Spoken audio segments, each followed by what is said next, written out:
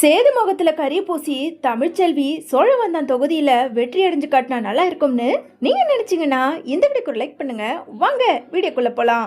அப்பா, இன்னைக்கு ரிசல்ட் தெரிய போகுதுப்பா, நீங்களும் என் கூட வரணும் அப்படின்னு சொல்லிட்டு இங்க ராஜாங்கத்துக்கிட்ட சொல்ல ரெண்டு பேருமே கிளம்பி போக அங்க அப்பத்தா வந்ததும், அம்மாச்சி இப்போ நீங்க எதுக்காக அந்த இடத்துக்கு போகணும்?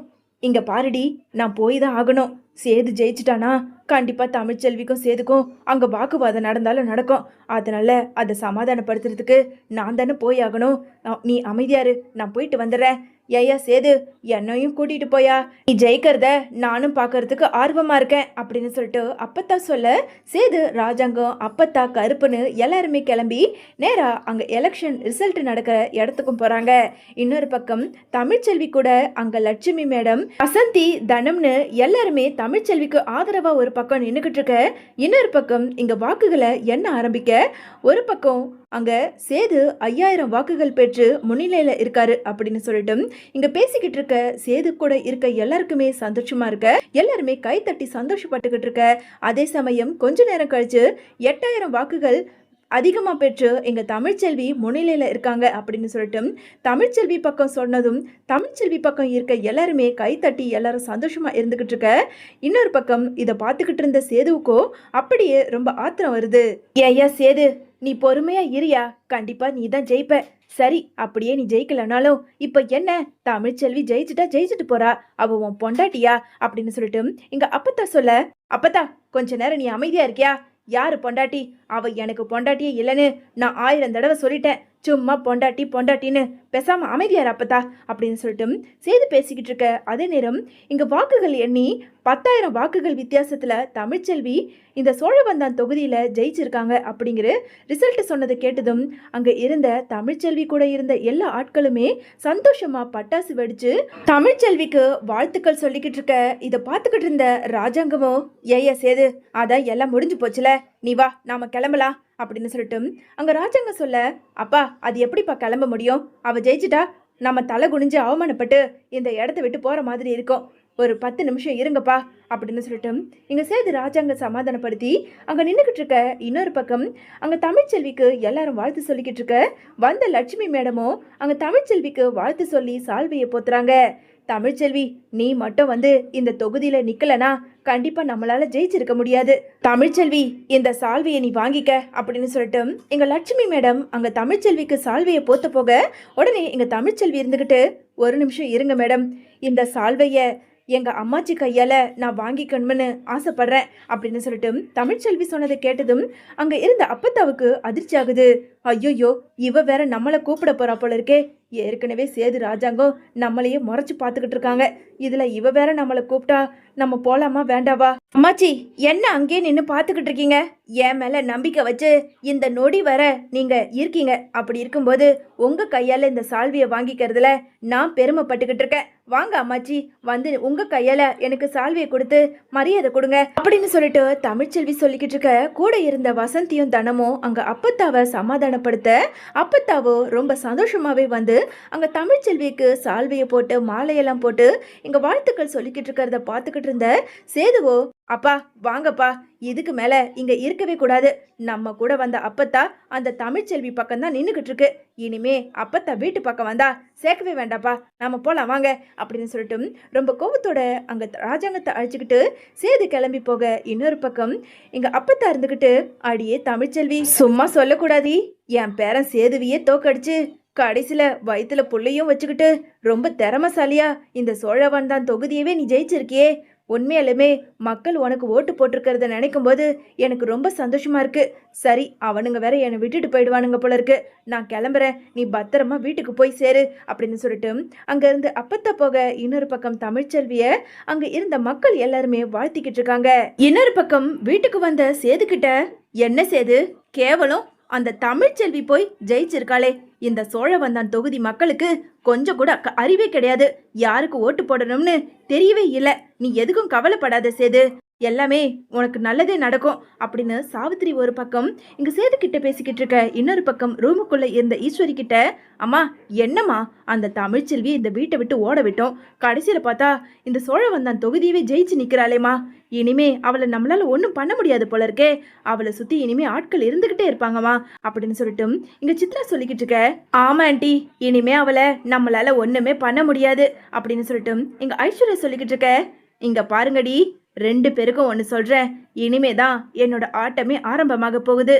அந்த தமிழ்ச்செல்விய சேது ஏதாவது ஒரு காரணத்துக்காக சேர்த்துப்பான்னு பார்த்தேன், கடைசியில அந்த தமிழ்ச்செல்வி அந்த சேது முகத்திலேயே கரிய பூசி அவ இந்த சோழவந்தான் தொகுதியை ஜெயிச்சிட்டால, இனிமே கண்டிப்பா சேது ஜென்மத்துக்கும் அந்த தமிழ்ச்செல்விய பொண்டாட்டியா ஏத்துக்கவே மாட்டான். இனிமேலாவது அந்த சேது மனசுல இடத்த பிடிச்சு அவனை மயக்கி கல்யாணம் பண்ற வேலையை பாரு.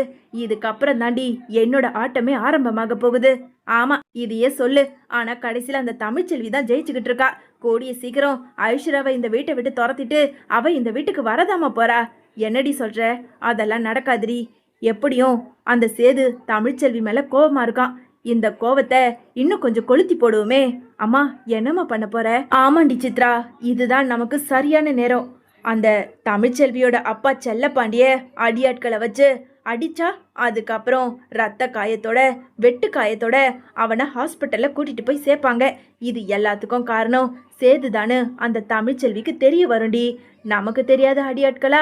அவனுங்க கிட்ட சொன்னா காரியத்தை கச்சிதமா முடிச்சிருவானுங்க.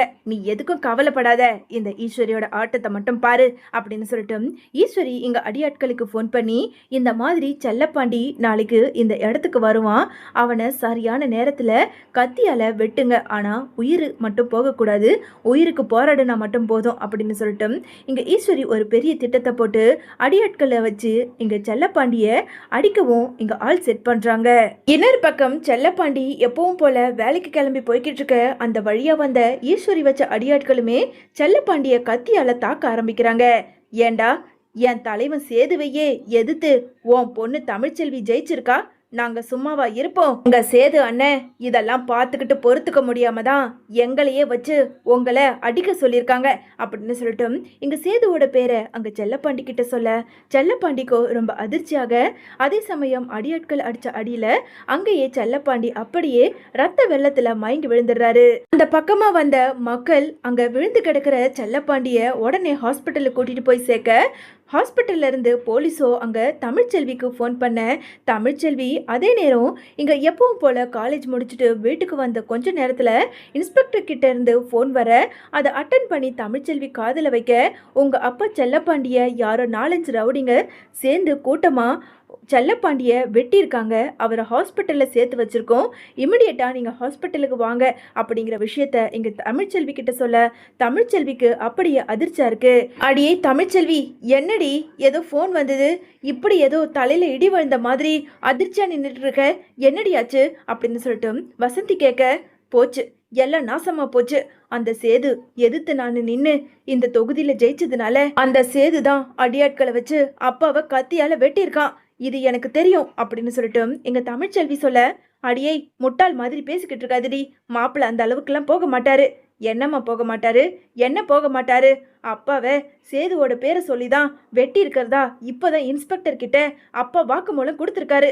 இன்ஸ்பெக்டர் சொல்லியிருக்காரு, முதல்ல பா நம்ம ஹாஸ்பிட்டலுக்கு போவோம் அப்படின்னு சொல்லிட்டு இங்க வசந்தியையும் தனத்தையும் அழைச்சிக்கிட்டு ரொம்ப பதட்டத்தோட தமிழ்ச்செல்வி ஹாஸ்பிட்டலுக்கு போக, அங்க மயக்கத்துல இருக்க செல்லப்பாண்டிக்கு ட்ரீட்மெண்ட் பண்ணிட்டு டாக்டர் வெளியே வர, டாக்டர் கிட்ட இப்போ எங்க அப்பா எப்படி இருக்காரு அப்படிங்கிற விஷயத்த கேட்டதும், இன்னும் கொஞ்சம் லேட்டா கொண்டு வந்தாலும் உங்க அப்பாவோட உயிருக்கே ஆபத்துல போயிருக்கோம், நல்ல வேலை சீக்கிரமா கொண்டு வந்து சேர்த்ததுனால உங்க அப்பாவுக்கு உயிருக்கு எந்த ஆபத்தும் கிடையாது, எதுவா இருந்தாலும் கொஞ்ச நேரம் கழிச்சு நீங்க அவர்கிட்ட பேசலாம் அப்படின்னு சொல்லிட்டு டாக்டர் சொல்லிட்டு போன கொஞ்ச நேரத்துல எங்க தமிழ்ச்செல்விக்கு அங்க சேதுவை நினைச்சு ரொம்ப ஆத்திரமாவே உக்காந்துக்கிட்டு இருக்காங்க. இன்னொரு பக்கம் இங்க செல்லப்பாண்டிய வெட்டின விஷயத்த அங்க அடியாட்கள் ஈஸ்வரிக்கு ஃபோன் பண்ணி பேச, இங்க ஈஸ்வரிக்குமே ரொம்ப சந்தோஷமா இருக்கு. எப்படியோ இன்னும் கொஞ்ச நேரத்துல அந்த தமிழ்ச்செல்வி எப்படியும் சேதுவை தேடி வருவா, ஏன்னா அடியாட்கள் கிட்ட நான் சேதுவோட பேரு தானே சொல்லியிருக்கேன். கண்டிப்பா அவ இங்க வந்து சேது கிட்ட பிரச்சனை பண்ணுவா. அதுக்கப்புறம் சேது அந்த தமிழ்ச்செல்விய கழுத்தை பிடிச்சு இந்த வீட்டை விட்டு வெளியே துரத்துவான். அதுக்கப்புறம் 2 பேருக்கான உறவு கண்டிப்பா முறிஞ்சு போகும் அப்படின்னு சொல்லிட்டு இங்க ஈஸ்வரி ஐஸ்வர்யா கிட்டையும் சித்ரா கிட்டையும் பேசி ரொம்ப சந்தோஷப்பட்டுக்கிட்டு இருக்காங்க. இன்னொரு பக்கம் கண்முழிச்ச செல்லப்பாண்டி கிட்ட அங்க தமிழ்ச்செல்வி நடந்த எல்லாத்தையும் கேட்க, எனக்கு தெரிஞ்சு சேது மாப்பிள்ளை எதுவும் பண்ணியிருக்க மாட்டாருமா, நீ தேவையில்லாம போய் அவர்கிட்ட பிரச்சனை பண்ணாத. ஆனா கும்பல்ல இருந்தவனுங்க சேது பேரை தான் சொன்னாங்க அப்படின்னு சொல்லிட்டு இங்க செல்லப்பாண்டி சொல்ல, அப்பா இதுல இருந்தே தெரிய வேண்டாம், அந்த சேது சொல்லிதான்ப்பா இப்படி எல்லாம் ஒன்ன வெட்டி வச்சிருக்காங்க, இனிமேல என்னால பொறுத்துக்க முடியாது அப்படின்னு சொல்லிட்டு தமிழ்ச்செல்வி ரொம்ப கோவத்தோட அந்த ஹாஸ்பிட்டல்ல விட்டு நேரா ராஜாங்கத்தோட வீட்டுக்கு போய், வீட்டுல யார் இருக்கீங்க வெளியே வாங்க அப்படின்னு சொல்லிட்டு தமிழ்ச்செல்வி குரல் கொடுக்க, சத்தம் கேட்டு வீட்டுல இருந்த எல்லாருமே வெளியே வர, வந்த சேதுவோ தமிழ்ச்செல்வி வீட்டு வாசலுக்கு வந்திருக்கிறத பார்த்ததும், ஏய் என்னடி இந்த வீடும் வேணாம் உரமும் வேணான்னு என்னமோ பெரிய இதுவாட்ட பேசிட்டு போனேன், இப்போ எதுக்காக இந்த வீட்டு வாசலை தேடி வந்திருக்க, முதல்ல இங்க இருந்து வெளியே போ அப்படின்னு சொல்லிட்டு சேது பேச, நான் கொஞ்சம் பேசிக்கலாமா, நீலாம் ஒரு ஆம்பளையா, நேருக்கு நேர் மோதிரத்தை விட்டுட்டு என்னமோ நான் ஜெயிச்சிட்டேங்கிறதுக்காக என் அப்பாவை அடியாட்களை வச்சு வெட்டி ஹாஸ்பிட்டலில் போட்டு இருக்க, உனக்கு எவ்வளவு தைரியம் இருக்கும் அப்படின்னு சொல்லிட்டு தமிழ்ச்செல்வி பேச, உடனே ராஜாங்க இருந்துகிட்டு, சேது இங்க என்னையா நடக்குது, அப்பா எனக்கு ஒன்றும் தெரியாதுப்பா, நானும் அந்த செல்லப்பாண்டிய ஆளை வச்சு வெட்டலப்பா,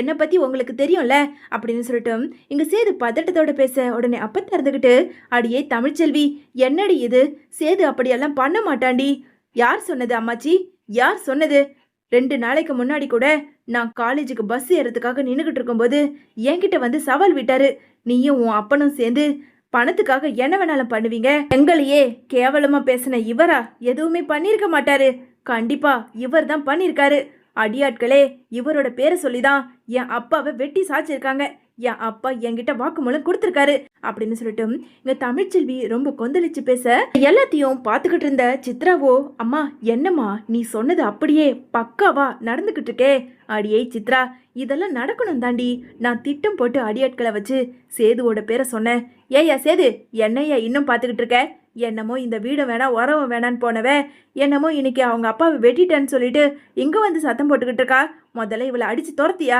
அப்படின்னு சொல்லிட்டு ஈஸ்வரி பேச, உடனே அங்க இருந்த சேதுவோ ஈஸ்வரியோட பேச்சை கேட்டு தமிழ்ச்செல்வியோட கழுத்தை பிடிச்சு தரன்னு இழுத்துக்கிட்டு வந்து வெளியவும் தள்ளி விடுறாரு. நீ எங்க போறியோ போய்க்கோ, ஆனா என் மேல எந்த தப்பும் கிடையாது, முதல்ல இங்க இருந்து வெளியே போடி அப்படின்னு சொல்லிட்டு சேது பேச, உண்மையை நிரூபிக்கிறேன், நீ என் அப்பாவை வெட்டினியா இல்ல இந்த வீட்டில் இருக்க யாரோட சதி வேலையான்னு சீக்கிரமா நான் கண்டுபிடிக்கிறேன் அப்படின்னு சொல்லிட்டு தமிழ்ச்செல்வி ரொம்ப கோவத்தோடவே அந்த வீட்டை விட்டு வெளியே போறாங்க.